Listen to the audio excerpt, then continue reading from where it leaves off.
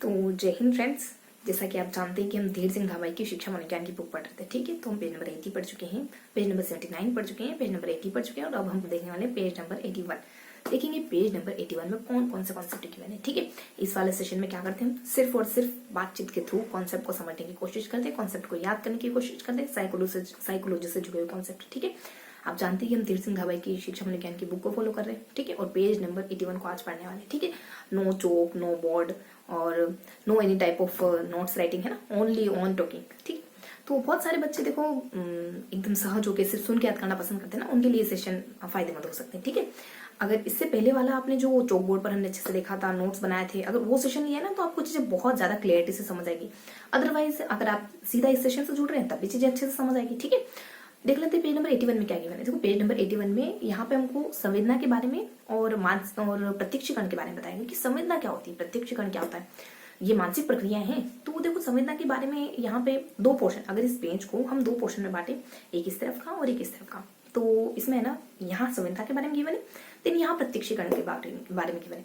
संवेदना के बारे में दो प्रकारों को बताया गया है और फिर संवेदना के कुछ देखो एक थोड़ा सा पैटर्न मैं आपको बता देती हूँ कि इस पैटर्न से पढ़ने वाले, यहाँ हम दो दो और एक एक इस पैटर्न से पढ़ने वाले, ठीक है। यहाँ हम एक एक देन मिडल देन ऊपर एंड नीचे इस पैटर्न से पढ़ने वाले।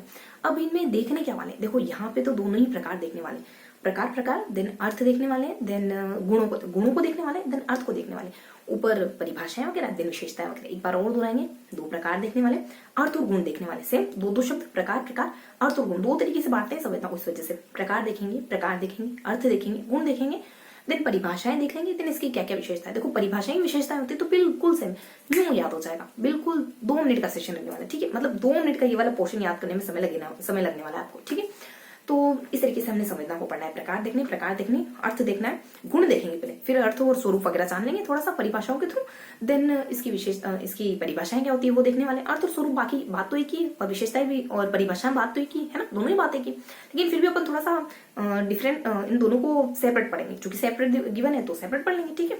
तो परिभाषाएं देख लेंगे और लास्ट में नीचे अपन थोड़ी सी विशेषताओं को कवर कर लेंगे। अब फटाफट से जान लेते हैं कि आखिरकार ये बिंदु है क्या। देखो प्रकार हमारी 5 इंद्रियों के द्वारा जो हम ज्ञान प्राप्त करते हैं वो संवेदना कहलाती है, ज्ञान की पहली सीढ़ी संवेदना है, ठीक है। तो प्रकार से शुरू करते हैं, जिस पैटर्न से अपन देख रहे हैं, प्रकार, गुण और अर्थ, और उसके बाद विशेषताएं, देन सबसे ऊपर परिभाषाएं, देन विशेषताएं, ठीक है। तो देखो 5 सेंसेस होते हैं इसके, जैसे कि देखना हो गया, सुनना हो गया, सूंघना हो गया, स्पर्श हो गया, है ना, और उसके बाद टेस्ट वगैरह हो गया, है ना। तो इस तरीके से 5 सेंसेस होते हैं, ये प्रकार तो है ही सही।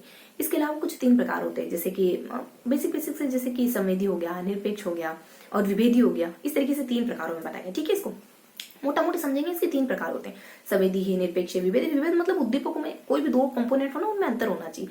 और संवेदी मतलब कि हम अपने सेंसेस से इन उद्दीपकों के बारे में पता कर लेते हैं, है ना। निरपेक्ष मतलब कम से कम कुछ विशेषताएं तो होनी चाहिए उस उद्दीपक में कि हम पता कर सके अपने सेंसेस के थ्रू, ठीक है। अगर कोई ऐसा उद्दीपक है जो हमारी 5 सेंसेस से परे, है ना।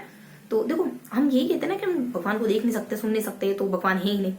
हो सकता है कि वो इस 5 सेंसेस से ही परे हो, है ना। ये कैसे मान लिया हमने कि हम इन 5 सेंसेस से सारा जहां देख सकते हैं, ठीक है।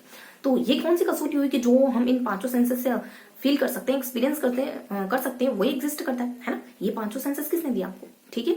तो बिल्कुल थोड़ा सा माइंड सेट को ब्रॉड करके देखेंगे ना तो चीजें अपने आप सोल्व होती दिखाई देंगी, ठीक है। तो हमने ये जाना, प्रकार देख लिया दोनों, है ना।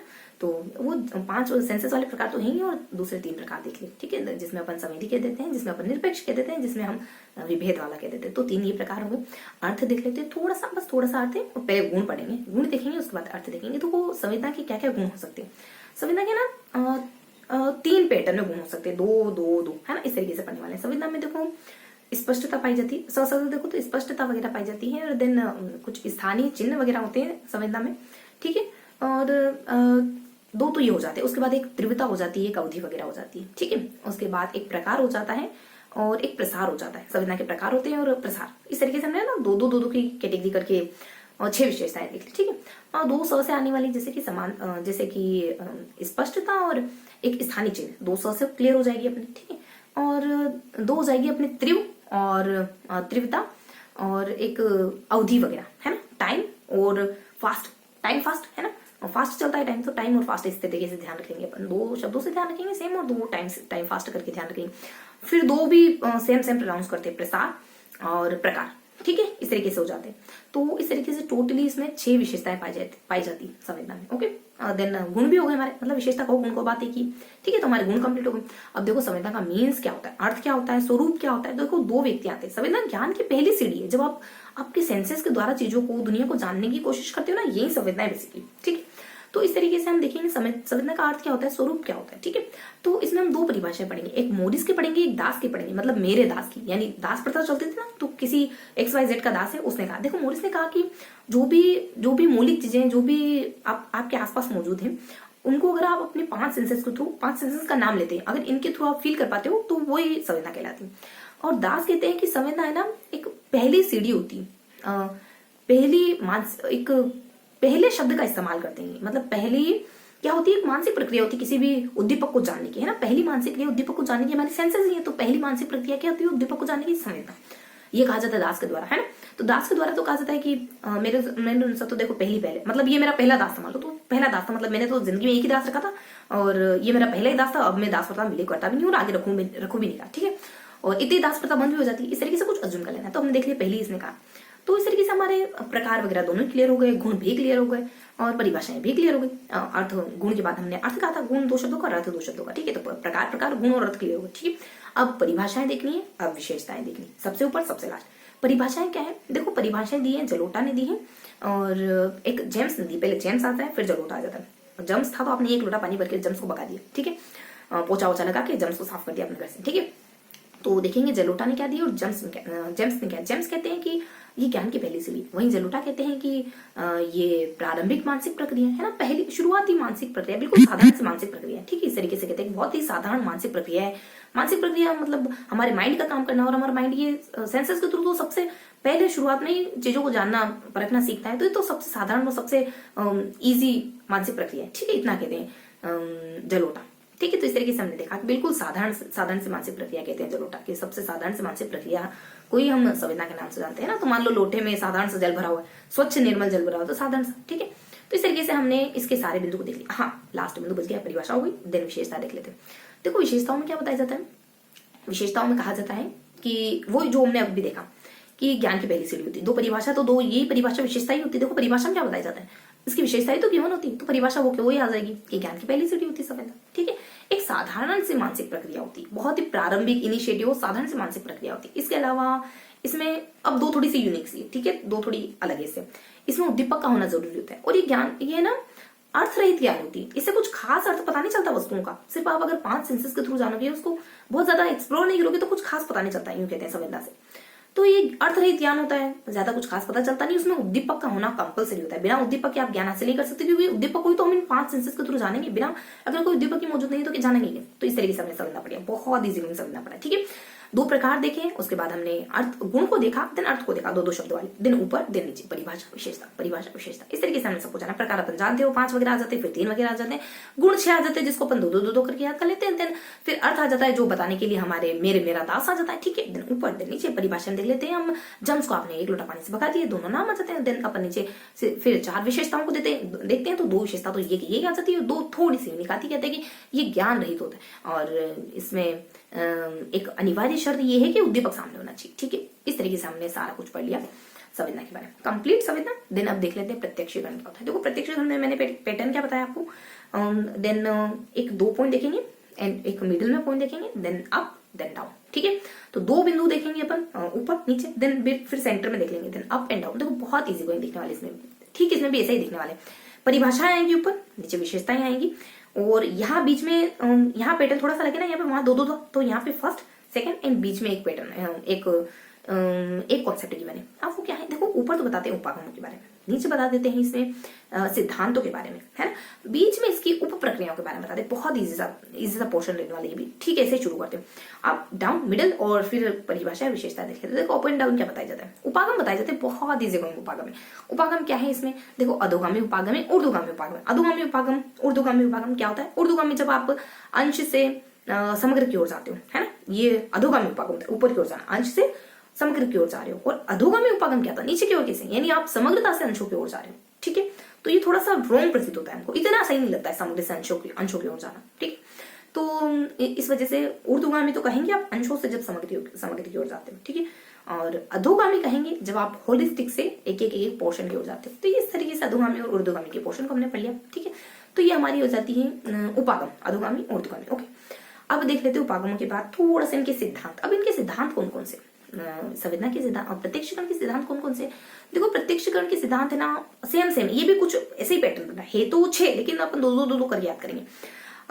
देखेंगे निकटता, देखेंगे लघुता, देखेंगे सम्मिति, देखेंगे समान, और इसके अलावा हम निकटता है, देन इस तरीके से ना एक और चीज आती है जिसमें अपन कह देते हैं कि एक निकटता हो जाती है, सम्मिति हो जाती है, समान, आकृति हो जाती, एक आपूर्ति हो जाती है, पूर्ति हो जाती है, आकृति हो जाती है, और अविच्छेद कुछ कहते हैं ना, वो एक शब्द होता है अविच्छिन्न, इस तरीके से हो जाता है, ठीक है। एक तो शब्दों की मैचिंग के आधार पर आकृति है, पूर्ति, एक जैसा लग रहा है आकृति पूर्ति और अविच्छिन्न, ठीक है। और एक विलोम शब्द जैसा कुछ है, जैसे कि निकट और दूर होता है, लघु और बड़ा होता है, मतलब कि लघु होता है और दीर्घ होता है, तो निकट कह दो और लघु कह दो, लघुता का सिद्धांत है, निकटता का सिद्धांत है, ठीक है। और इसके अलावा फिर सेम बिल्कुल सेम, जैसे कि समान है, समानता का सिद्धांत, सम्मिति का सिद्धांत। समान और सम्मिति का मतलब क्या होता है, एक जैसा होना, है ना। तो ये सिद्धांत है, बस इतना ध्यान रखेंगे कि प्रत्यक्षीकरण के सिद्धांत है। बहुत डेप्थ में नहीं पूछेंगे, बहुत डेप्थ में अपने को जाना भी नहीं। देखो तुम्हें बताऊं तो इसमें क्या बताते हैं कि सम्मिति में क्या होता है कि जो समान चीजें होती है उनको हम जल्दी से सीख लेते हैं, प्रत्यक्षीकरण कर लेते हैं। जो एक जैसी हमारे सामने एक जैसी चीजें आती है, हमने ये सीख रखा तो ये सीखते हैं, ठीक है। समान में इस तरीके से बताते हैं। आकृति जो हमारे मतलब देखने में ज्यादा आती है उस चीजें हम जल्दी सीख जाते हैं, आकृति वाले, है ना। चक्षु का आकृति करके होता है। पूर्ति करके भी कुछ हल्का सा गिवन है, कुछ खास गिवन है नहीं इसमें पूर्ति में। और इस तरीके से आकृति कहते थे, पूर्ति कहते हैं, सम्मिति, समान और निकटता और लघु, जो चीजें आपस में निकट होती है ना वो हम जल्दी से सीख जाते हैं, जो हमने पहले सीख रखी और देन नेक्स्ट चीज उससे रिलेटेड आएगी तो जल्दी सीख जाएंगे। लघुता मतलब कि छोटे छोटे कॉन्सेप्ट जो सरल से और छोटे कॉन्सेप्ट होते हैं उनको अपन जल्दी सीखते, इस तरीके से कुछ सिद्धांत है, ठीक है। अब देख लेते हैं, ये हमने पढ़ लिया, उपागम भी पढ़ लिया हमने सिद्धांत भी पढ़ लिया, देन उप प्रक्रिया के बारे में, उप क्रियाओं के बारे में जान लेते हैं। देखो प्रत्यक्षीकरण, यानी प्रत्यक्षीकरण होता क्या है, देखो मैं बताऊं। प्रत्यक्षीकरण हमने जो संवेदना पढ़ा ना उसकी व्यवस्थित तरीके से व्याख्या करना, उस अर्थपूर्ण बनाना, ये तो निरर्थक था। संवेदना निरर्थक थी, अगर उसको अर्थपूर्ण बना दिया गया तो वो प्रत्यक्षीकरण कहलाने लगेगा, ठीक है। तो प्रत्यक्षीकरण में क्या होता है, क्या क्रियाएं शामिल होती है प्रत्यक्षीकरण में। आप कोई साइकिल देखते हो तो उसको चलाने चले जाते हो, मतलब आपकी इंद्रियां काम करने लगती है उसको लेकर के, ठीक है। और उसके बाद आप उस पर ध्यान वगैरह देते हो और क्रियाएं वगैरह करते हो और धन प्रत्यक्षीकरण कर लेते हो, मतलब ध्यान देते हो, मतलब कि उस पर वर्क करते हो और क्रिया वगैरह करते हो उसके साथ, है ना। धन प्रत्यक्षीकरण हो जाता है आपको। तो बस यही इसकी प्रक्रिया है। जैसे कि आपके सामने कोई दीपक आएगा, आप इंद्रियों से काम लोगे, मतलब इस्तेमाल करोगे इंद्रियों का देख करके उसको। तो दीपक आया, देन इंद्रिया, अवधान, प्रक्रिया और प्रत्यक्षीकरण, ठीक है। तो इन 4 चरणों से हमारा प्रत्यक्षीकरण कंप्लीट हो जाता है। उद्दीपक कोई सामने आता है तो हम तो इंद्रिया हमारी फड़कने लगती, मान लो, ठीक है। उद्दीपक सामने आता है, इंद्रियां फड़कते और उसके बाद अवधान, प्रक्रिया, देन लास्ट में प्रत्यक्षीकरण हो ही जाता है। इस तरीके से हमने 4 प्रक्रियाएं देखनी, ठीक है। तो हमने उपागमों के बारे में देख लिया, अधोगामी, ऊर्ध्वगामी, और सिद्धांतों के बारे में देख लिया, वो मैच करके, ठीक है। शब्दों को मैच करना है, कभी एक साउंड को मैच करना है, कभी शब्दों को मैच करना है, कभी हमने वो विलोम शब्द करके याद कर लिया, ठीक है। तो इस तरीके से हमने उपागमों के बारे में, देन सिद्धांतों के बारे में, देन मिडल वाला उप प्रक्रियाओं के बारे में साइकिल के उदाहरण से याद कर लिया, ठीक है। अब देखने हैं हमको 2 कॉन्सेप्ट, बहुत इजी से कॉन्सेप्ट देखने, क्या परिभाषा है, क्या विशेषता है, क्या परिभाषा है, क्या विशेषता है, ठीक है। देखो परिभाषाएं बताने के लिए आते हैं कि आपके मान लो रुपये जल गए, है ना, तो वर्ण कहोगे आप, और जल गए मतलब जलोटा कहोगे, रुपये मतलब वुड मतलब वर्थ कहोगे ना, पैसे कहोगे। तो देखो जलोटा के लिए आ जाता है मानसिक प्रक्रिया, ठीक है। आप एक लोटा रोज जल रहे हो, भगवान मुझे बुद्धिमान बना दे, ठीक है, बोर्ड में अच्छे नंबर आ जाए, ठीक है। तो मानसिक प्रक्रिया कहते हैं कि प्रत्यक्षीकरण क्या होती है, मानसिक प्रक्रिया शब्द का इस्तेमाल करेंगे जलोटा। उसके बाद आ जाएगा वर्ण, राय वर्ण, हाथ जला हुआ है तब भी व्याख्या कर रहे हैं किसकी, संवेदना एक क्वेश्चन आया तो उसकी व्याख्या कर रहे हैं। तो संवेदना की व्याख्या क्या कहलाती है, रायवर्ण के अनुसार संवेदना की व्याख्या ही प्रत्यक्षीकरण कहलाती है, दैट्स ऑल, ठीक है। अभी तो हमारा फर्स्ट रिवीजन हुआ है, तो वो 40 मिनट के अराउंड हो गए, अब बस होने वाला है। 5 टाइम रिवाइज करेंगे, आपको याद है ना, 5 टाइम रिवाइज करना है आपको अच्छे से, ठीक है। तो इस तरीके से हमने जान लिया, बहुत बस एक बार अच्छे से समझ लिया ना, फिर तो यूं रिवाइज करेंगे अपन 5 बार, ठीक। तो हमने क्या देखना था, परिभाषा है। तो हम कह रहे थे कि जलोटा ने तो वो मानसिक प्रक्रिया कह दी, और हमारे रायबर्ड ने कहा है कि संवेदना की व्याख्या है भाई। तो वुडवर्थ साहब कहते हैं कि वुडवर्थ, ठीक है। इंद्र, देखो देवताओं में सबसे धनी कौन है, जो राजा होगा, तो राजा कौन है, राजा हमारे इंद्र है, ठीक है। तो देवताओं में सबसे धनी कौन है, इंद्र है। तो इंद्र को हम सेंटर में रख के याद करेंगे कि इंद्रिया, और ये हमारे वुडवर्थ कहते हैं कि जो इंद्रियों के थ्रू हम जानते हैं ना वही प्रत्यक्षीकरण कहलाता है। इस तरीके से सारी परिभाषा क्लियर हो गई, ठीक है। अब देख लेते हैं इसकी विशेषता क्या है। देखो प्रात्यक्षिक थोड़ा सा देखो बैटरी का इशू हो रहा है, 1 मिनट, ठीक है, फिर कंटिन्यू करेंगे। ओके, हाँ। तो कंटिन्यू करते हैं। देखो तो क्या विशेषता होती है, देखो एक प्रात्यक्षिक स्थितिकरण करके कुछ शब्द होता है, ज्यादा मायने है तो नहीं इसके, लेकिन फिर भी अपन बता देंगे, फिर भी थोड़ा सा डिस्कस करेंगे, ठीक है। और मेन विशेषता देख लेते हैं इसकी क्या विशेषता। देखो प्रत्यक्षीकरण से क्या होता है, आपका ज्ञान है ना स्थायी हो जाता है, अर्थपूर्ण हो जाता है, इसमें संगठन शामिल है, मतलब चीजों को एक करना शामिल है, इसमें किसी एक चीज को चुनना शामिल है, मतलब आप चीजों को समग्रता से देख लेते हो, उसको चुनना पिकअप करना भी देख लेते हो कि इसमें से ये अलग है। आपने जानवर का नाम ले लिए और एक किसी पक्षी का नाम ले लिया, मतलब जानवर तो पक्षी भी है, आपने पशुओं के नाम ले लिए और एक किसी पक्षी का नाम ले लिया, तो इसमें चीजों को चुनना भी आता है। आपने 10 किताबों के नाम ले लिए और एक पेन की कंपनी का नाम लिया, तो संगठन किताबें अलग हो गई है ना, तो इस तरीके से संगठन भी आता है, एक को चुनना भी आता है, और इसका आधार परिवर्तन होता है। एक थोड़ा यूनिक सा पॉइंट है कि इसका आधार परिवर्तन होता है। तो ज्ञान, इससे क्या होता है, हमको ज्ञान मिलता है, हमें अर्थ पता चल जाता है, चीजों का संगठन कर लेते हैं, किसी एक को चुन लेते हैं हम उद्दीपकों में से, और इसका आधार क्या होता है, परिवर्तन होता है। वैसे बहुत ज्यादा तो नहीं पूछते इनके बारे में, लेकिन चूंकि हम बुक पढ़ रहे हैं, पूरी व्यवस्थित तरीके से बुक पढ़नी है हमको, इस वजह से अच्छे से डिस्क्राइब कर लेते हैं, ठीक है। तो इस तरीके से हमने इसकी विशेषता को देख लिया। देखो स्थैतिक कुछ एक कॉन्सेप्ट होता है स्थैतिक करके, कुछ स्थैतिक तो पीछे आता है, आगे का शब्द होता है कुछ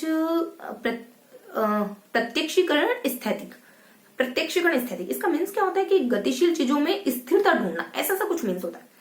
अगर कभी ये शब्द आए ना तो इस वाले कीवर्ड को इससे कनेक्ट करना है कि गतिशील चीजों में स्थिरता ढूंढना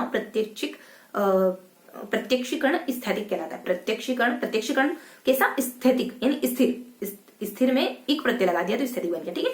तो गतिशील जो वस्तु होती है उनमें स्थिरता, पोजनेस ढूंढना, ठीक है, ये होता है। तो इस तरीके से हमने इस पूरे पेज को बहुत ही बेहतरीन तरीके से पढ़ लिया, लगभग 16 मिनट के राउंड इस पेज को अच्छे से पढ़ लिया। तो याद हो गया ना ये पेज, अब फटाफट से इसको 5 टाइम रिवाइज करना है। फर्स्ट टाइम रिवाइज हो गया, अब फटाफट से देखना क्या है, देखो एक बार अच्छे से याद हो गया तो फिर तो कोई दिक्कत नहीं आनी, फटाफट से यूं रिवाइज कर लेंगे तो 2 मिनट लगने वाले आगे के रिवीजन में, ठीक है। अब देख लेते हैं सेकंड, हमने क्या पढ़ा, संवेदना पढ़ा, प्रत्यक्षीकरण पढ़ा, 2 देखे, 2 पैटर्न देखे, ठीक है, 2 पॉइंट देखे, 2 पॉइंट देखे, 1 पॉइंट देखा, 1 पॉइंट देखा, फिनिश। प्रत्यक्षीकरण पढ़ा, 1 पॉइंट देखा, 1 पॉइंट देखा, 1 पॉइंट देखा, मिडल में, ऊपर देखा, नीचे देखा। फटाफट से देखते हैं क्या देखा संवेदना में। संवेदना में प्रकार देखिए, 5 प्रकार इंद्रिय, 3 प्रकार कौन कौन से, वो थोड़े से उदाहरण पड़ेंगे। जिसमें अपन कहते थे विभेद, जिसमें अपन कहते थे कि निरपेक्ष, जिसमें अपन कहते थे संवेदी, 3 प्रकार। नीचे देखते थे अपन इसके गुण क्या होते हैं, इसका अर्थ क्या होता है, गुण 2 करके देखते हैं, और 6 गुण होते हैं टोटल, ठीक है। से हो जाता है, एक तो स्पष्टता हो जाता है, एक स्थानीय चिन्ह वगैरह हो जाता है, ठीक है, एक तेज समय हो जाता है, इन तेज तीव्रता हो जाता है, देन अवधि वगैरह हो जाता है, ठीक है। इसके बाद प्रकार हो जाता है, प्रसार हो जाता है, फिनिश, ठीक है। इसके बाद अर्थ हो जाता है। मोरिसन कहता है 5 ज्ञानेंद्रियों के द्वारा 2 मूल ज्ञान प्राप्त होता है ना। मोरिस मेरा दास कहता है कि ये पहली मानसिक क्रिया होती है, मतलब पहली अवस्था होती है ज्ञान प्राप्त करने की, पहली शब्द का इस्तेमाल करें, ओके, इतना ध्यान रखेंगे। ये हमने देख लिया। अब आ जाएंगे हम, बस ये दोनों पॉइंट क्लियर होगा, ऊपर वाले नीचे वाले, ऊपर वाले दोनों पॉइंट प्रकार वाले, नीचे वाले दोनों पॉइंट अर्थ वाले, गुण देन अर्थ, clear. Up and down, up and down. परिभाषाएं क्या कहती, परिभाषा कहती है जेम्स ज्ञान की पहली सीढ़ी, एक भी जेम्स देखा तुरंत पानी से दूध दिया। उसके बाद जलोटा कहते हैं साधारण सी मानसिक प्रक्रिया, लोटे में साधारण सा जल भरा हुआ, परिभाषा क्लियर। देन नीचे आ जाते, नीचे हम कहते हैं जिसकी विशेषता क्या होती है, 2 तो सेम डिटो उतार लो, 2 थोड़ी सी यूनिक है, इसमें उद्दीपक चाहिए ही चाहिए, है ना। तो ये कंपलसरी शर्त है इसकी कि इसमें उद्दीपक होना चाहिए। दूसरा कह देते हैं कि इसमें कोई अर्थ पता नहीं चलता चीजों का, सिर्फ हम बस ऐसे जान लेते, रट भर लेते हैं चीजों को, कंप्लीट। ये समझना हमारा कंप्लीट हो गया। प्रत्यक्षीकरण देख लेते हैं। देखो इसमें बताया जाता है पहले तो उपागम, देन सिद्धांत, मिडिल में उपक्रियाएं, देन परिभाषा, देन विशेषता। देखो इसके सिद्धांत क्या क्या, और पहले उपागम क्या क्या है, अधोगामी ऊर्ध्वगामी। सिद्धांत कौन कौन से, 2 ठीक है, 3 पोर्शन देख लेते हैं, 2 करके देख लेते हैं। सम्मिति, समानता, निकटता, लघुता देख लेते हैं। तीसरा पोर्शन जिसमें आकृति कह देते हैं, पूर्ति कह देते हैं, अविच्छिन्नता कह देते हैं। दोनों क्लियर हो गए, ऊपर वाले उपागम क्लियर हो गए, नीचे वाले सिद्धांत क्लियर हो गए। मिडिल में क्या कहते हैं, मिडिल में कह देते हैं इसकी क्रियाएं क्या हो जाती है, उद्दीपक आ जाता है, इंद्रिया काम करने लगती है, अवधान देती है, प्रक्रिया करती है, देन प्रत्यक्षीकरण हो जाता है। परिभाषा लास्ट में हम देखेंगे, ऊपर परिभाषा देखने वाले, लास्ट में देखने वाले विशेषता। परिभाषा कहते हैं, जलोटा कह देते हैं मानसिक प्रक्रिया, लोटा चढ़ाते हो भगवान बुद्धिमान बना दो, ठीक है। जबकि बुद्धि सब में पाई जाती है, देरी है आपकी बस उसको एनालाइज करने की, इस्तेमाल करने की, ठीक है। देखो बुद्धि कोई ऐसी चीज नहीं है जो बाहर से आती है ना, ये बाय बर्थ होती है, और इतना तो भगवान ने सबको क्षमतावान बनाया ही होता है कि वो जीवन में कुछ अच्छा कर जाए ना, उसको मतलब बुद्धि के लिए उसको किसी के सामने हाथ जोड़ने पड़े या फिर बुद्धिमत्ता के लिए उसको रोना पड़े, ऐसा तो देखो शायद ही कोई करता होगा, ठीक है। जरूरत होती मेहनत की बस, ठीक है। तो इस तरीके से हमने ध्यान इसको याद किया। जलोटा के बारे में देख लिया, वर्ण के बारे में देख लिया, बीच में पैसे आ जाएंगे। पैसे के वर्ड कहता है इंद्रियों से जो ज्ञान प्राप्त होता है, वही वर्ण कहते हैं कि संवेदना की व्याख्या, ठीक है, नीचे देख लेते हैं लास्ट में विशेषताएं क्या क्या होती है। देखो, इससे आपको चीजें याद हो जाएगी, ज्ञान हो जाएगा, अर्थ पता चल जाएगा, संगठन कर लोगे, का चुनाव कर लोगे और इसका आधार परिवर्तन होता है। ठीक है, तो इस तरीके से देखो 3 मिनट लगे दूसरी बार तो रिवाइज करने में। अगर बेस अच्छे से बन गया ना, उसके बाद तो कितने ही माले खड़े कर दो, कोई उनमें ना एक बाल बराबर भी दरानियां नहीं। ठीक है, तो इस तरीके से हमने बढ़िया से सेकंड टाइम यूज कर लिया, थर्ड टाइम, फोर्थ और फिफ्थ टाइम फटाफट से देख लेते हैं, तो और कम करते जाएंगे। हमने देखा संवेदना, हमने देखा प्रत्यक्षीकरण, 2 2 up and down, 1 1 middle up and down. ठीक है, इस तरीके से देखा। 2 यहाँ देख लेते प्रकार कितने हैं, या 3 प्रकार बताते हैं, फिर पहले 5 बताते थे, 3 बताते थे, 3 को ध्यान रखेंगे, संवेदी, निरपेक्ष और विवेक। अब देख लेते हैं इसके गुणों के बारे में, इसके अर्थ और स्वरूप के बारे में। इसके गुण होते हैं जिसको अपन 3 तरीके से याद करते हैं, 2 2 2, जिसमें अपन कह देते हैं 2 2 2 करके याद करते हैं, तो सबसे हमारी स्पष्टता आ जाता है, देन एक स्पष्टता, देन स्थानीय चिन्ह वगैरह आ जाता है, देन फिर वो तेज अवधि है, तेज समय है ना, समय तेज है, इस तरीके से आ जाता है। समय तो वैसे ही तेजी, तो समय तेजी इस तरीके से आ जाता है। और एक और बच जाता है जो पीपी से आता है। ठीक है, तो प्रकार वगैरह हो जाते हैं, इसके प्रकार होते हैं और प्रसार वगैरह, देन कंप्लीट, इसके गुण कंप्लीट, देन परिभाषा आ जाती है, मतलब गुणों के बाद इसका अर्थ आ जाता है। अर्थ बताने के लिए 2 आ जाते हैं। मॉरिस कहते हैं कि जो 5 ज्ञानेंद्रियों से जो हम सीखते हैं, 5 शब्द का इस्तेमाल करते हैं मॉरिस, मतलब 5 ज्ञानेंद्रियों का नाम लेते हैं, 5 शब्द का नहीं, ज्ञानेंद्रियों का नाम लेते हैं और कहते हैं जो भी हम मौलिक नॉलेज लेते हैं ज्ञानेंद्रियों के थ्रू। ओके, देन मॉरिस कहते हैं कि यह ना एक साधारण सी प्रक्रिया, मतलब एक शब्द का, पहली इकाई होती है ज्ञान प्राप्त करने की, पहली या एक शब्द का इस्तेमाल, पहली शब्द का इस्तेमाल करेंगे। ठीक है, तो इस तरीके से हमने दोनों की परिभाषाओं के थ्रू इसका अर्थ जान लिया, गुण जान लिए, अर्थ जान लिए, दोनों प्रकार जान लिए। अब अप एंड डाउन देख लेते हैं। जलोटा जेम्स कहते हैं ज्ञान की पहली सीढ़ी है। ठीक है, और देखो यहाँ पे भी पहली आ रहा है, तो वो है ना पहली मानसिक वो पहली मानसिक प्रक्रिया करके कहते हैं, कौन, दास वगैरह की पहली मानसिक प्रक्रिया है। ठीक है, और ये कहते हैं ज्ञान की पहली सीढ़ी है, प्रॉपर सीढ़ी कहेंगे तो। ठीक है, जेम्स। अब आ जाते हैं हमारे जलोटा साहब कहते हैं कि ये एक साधारण सी मानसिक प्रक्रिया है, जल भरा हुआ है साधारण सा, है ना, गंगा जल भरा हुआ है साधारण सा, है ना। अब देख लेते हैं इसकी विशेषता। 2 तो यही विशेषता हो जाएगी, बच जाएंगी 2 और। अब वो 2 और कौन सी है, देखो इसमें कंपलसरी होता है उद्दीपक का सामने होना और ज्ञान बिल्कुल निरर्थक प्राप्त होता है भाई इसमें। इस तरीके से हमने संवेदनाओं को कंप्लीट कर लिया। अब देख लेते हैं प्रत्यक्षीकरण के बारे में क्या देखना है। प्रत्यक्षीकरण के बारे में हमको पढ़ना है 1 1 middle topic, middle point, then up and down. देखो इसमें उपागम बताए जाते हैं, अधोगामी और ऊर्ध्वगामी, और ऊर्ध्वगामी देन अधोगामी। उसके बाद हम देखते कैसे भी कहो, उसके बाद हम आ जाते हैं सिद्धांतों पर, जिसमें हम कह देते हैं इसमें 6 सिद्धांत शामिल होते हैं, सम्मिति का, समानता का, और लघुता का, निकटता का, देन वही आपूर्ति है, आकृति है, पूर्ति है, अविच्छिन्नता है। ठीक है, बीच में उप प्रक्रिया आ जाती है जो हमने साइकिल के द्वारा से उद्दीपक आपके सामने आता है, देन आपकी इंद्रियां ललायित होती काम करने के लिए, अवधान प्रक्रिया, देन प्रत्यक्षीकरण। ओके, देन देख लेते हैं अप एंड डाउन। यहाँ परिभाषा आती, जल गया, भर गया, मतलब बर्न हो गया, जलना, बर्न होना, कौन, क्या, पैसे। तो जलने के लिए हम कह देते हैं, जलोटा कह देते हैं कि ये लोटा, देखो जलोटा के द्वारा मानसिक प्रक्रिया कहा जाता है। वर्ण के द्वारा कहा जाता है कि संवेदना की व्याख्या है। वहीं बीच में हमारे जो वर्थ आते हैं, कहते हैं इंद्रियों के द्वारा जो ज्ञान प्राप्त होता है ना। हमारे पैसे वाले कौन है, इंद्र भगवान, इंद्रदेव। नीचे देख लेते हैं इसकी विशेषता क्या, देखो ज्ञान अर्थ रहित, अर्थ युक्त होता है, आपको चीजें क्लियर हो जाती है, संगठन होता है इसका, मतलब इसमें चीजों का संगठन